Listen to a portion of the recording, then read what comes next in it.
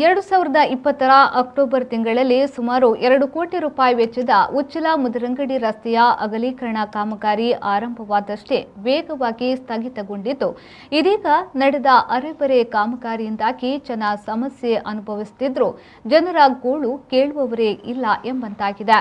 ಲೋಕೋಪಯೋಗಿ ಇಲಾಖೆಗೆ ಸೇರಿದ ರಸ್ತೆ ಇದಾಗಿದ್ದು, ತೀರಾ ಇಕ್ಕಟ್ಟಾದ ರಸ್ತೆಯಾಗಿದ್ದರ ಪರಿಣಾಮ ಇದನ್ನು ಅಗಲೀಕರಣ ನಡೆಸುವುದಕ್ಕಾಗಿ ಸುಮಾರು 2 ಕೋಟಿ ರೂಪಾಯಿ ವೆಚ್ಚದಲ್ಲಿ ಅಗಲೀಕರಣ ನಡೆಸಲು ಕಾರ್ಕಳದ ಮುನಿಯಾಲು ಉದಯ್ ಕುಮಾರ್ ಶೆಟ್ಟಿ ಗುತ್ತಿಗೆಯನ್ನ ಪಡೆದಿದ್ರು. ರಸ್ತೆ ಅಗಲೀಕರಣ ಕಾಮಗಾರಿಗಾಗಿ ರಸ್ತೆಯ ಪಕ್ಕದ ಮಳೆ ನೀರು ಹರಿದು ಹೋಗುವ ಚರಂಡಿಯನ್ನ ಮುಚ್ಚಿ ಎಲ್ಲೆಡೆ ಜಲ್ಲಿಕಲ್ಲು ಹರಡಿದ್ದರಿಂದ ಕಲ್ಲುಗಳು ಎಲ್ಲೆಂದರಲ್ಲಿ ಹರಡಿ ವಾಹನ ಸವಾರಿಗೆ ಒಂದು ತರಹದ ಸಮಸ್ಯೆಯಾದರೆ, ಪಾದಚಾರಿಗಳು ಸಹಿತ ರಸ್ತೆ ಬದಿಯ ನಿವಾಸಿಗಳು ಹಾಗೂ ವ್ಯಾಪಾರಿಗಳಿಗೆ ಒಂದು ಕಡೆಯಲ್ಲಿ ಧೂಳು, ಮತ್ತೊಂದು ಕಡೆ ವಾಹನ ಚಕ್ರಕ್ಕೆ ಸಿಲುಕುವ ಕಲ್ಲುಗಳು ಮೇಲೆ ಸಿಡಿದು ಗಾಯಗಳಾದ ಘಟನೆ ಒಂದೆರಡಲ್ಲ.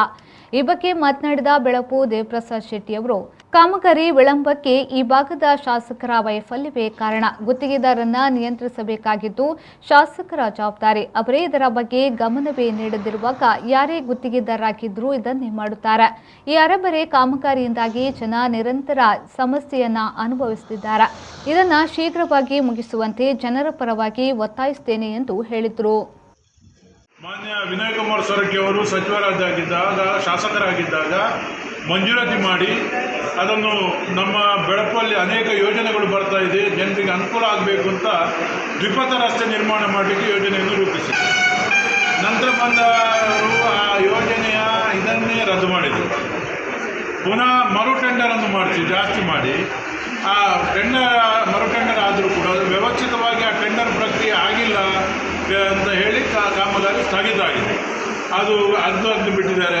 ಅಲ್ಲಲ್ಲಿ ಸಮಸ್ಯೆ ಆಗಿದೆ. ಇದು ಶಾಸಕರ ವೈಫಲ್ಯವನ್ನು ಇದರಲ್ಲಿ ಕಾಣ್ತಾ ಇದ್ದೇವೆ ನಾವು.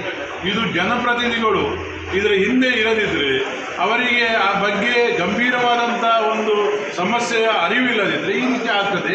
ಗುತ್ತಿಗೆದಾರರನ್ನು ಹತೋಟಿಗೆ ತರುವಂಥದ್ದು ಅಲ್ಲಿಯ ಜನಪ್ರತಿನಿಧಿ. ಅವರ ವೈಫಲ್ಯದಿಂದ ಇದು ರಸ್ತೆ ನೆನೆಗುದ್ದಿಗೆ ಬಿದ್ದಿದೆ, ವಿಳಂಬ ಆಗ್ತಾ ಇದೆ. ಅದು ಅತ್ಯಂತ ಶೀಘ್ರವಾಗಿ ಆಗಬೇಕಾಗಿದ್ದು ನಮ್ಮೆಲ್ಲ ಬೇಡಿಕೆಯಿಂದ ಆ ರಸ್ತೆ ಕಾಮಗಾರಿ ಪ್ರಾರಂಭ ಆಗಿತ್ತು. ಈಗ ಅದು ಮತ್ತೆ ನಿಂತಿದೆ. ಮೂರು ಬಾರಿ ಸೊರಕೆಯವರು ಇರುವಾಗ ಅದು ಮರುಡಾಬರೀಕರಣ ಆಗಿದೆ. ಅಗಲೀಕರಣಕ್ಕೆ ಮಂಜೂರಾತಿ ದೊರಕಿಸಿಕೊಡಿ. ಪೂರ್ಣ ಭರವಸೆಯ 10,100 ಕೋಟಿ ರೂಪಾಯಿ ವ್ಯವಹಾರ.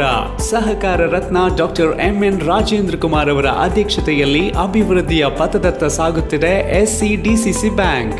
19 ಬಾರಿ ರಾಜ್ಯ ಅಪೆಕ್ಸ್ ಬ್ಯಾಂಕ್ ಪ್ರಶಸ್ತಿ, 18 ಬಾರಿ ನಬಾರ್ಡ್ ಪ್ರಶಸ್ತಿ ಪಡೆದ ರಾಜ್ಯದ ಬ್ಯಾಂಕ್. ಎಸ್ಸಿಡಿಸಿಸಿ ಬ್ಯಾಂಕ್ ಜನೋಪಯೋಗಿ ಸಾಲ ಯೋಜನೆಗಳು, ಕೃಷಿ, ಹೈನುಗಾರಿಕೆ, ವ್ಯಾಪಾರ ಉದ್ದೇಶಗಳಿಗೆ ಸಾಲ, ಸ್ವಸಹಾಯ ಗುಂಪುಗಳಿಗೆ ವೇತನಾಧಾರಿತ ಸಾಲ, ಕೈಗಾರಿಕೆ ಮತ್ತು ಸೇವಾ ಘಟಕ ವಾಸ್ತವ್ಯದ ಮನೆ ಸಾಲ ಸೌಲಭ್ಯ, ಚಿನ್ನಾಭರಣ, ಈಡಿನ ಸಾಲ, ವಾಹನ ಸಾಲ, ಶಿಕ್ಷಣ ಸಾಲ, ಆಕರ್ಷಕ ಬಡ್ಡಿ ದರದಲ್ಲಿ ತಕ್ಷಣ ಸಾಲ ಮಂಜೂರು.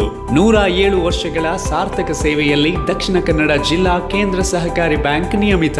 ಪ್ರಧಾನ ಕಚೇರಿ, ಉತ್ಕೃಷ್ಟ ಸಹಕಾರಿ ಸೌಧ, ಕೊಡಿಯಾಲ್ ಬೈಲ್, ಮಂಗಳೂರು.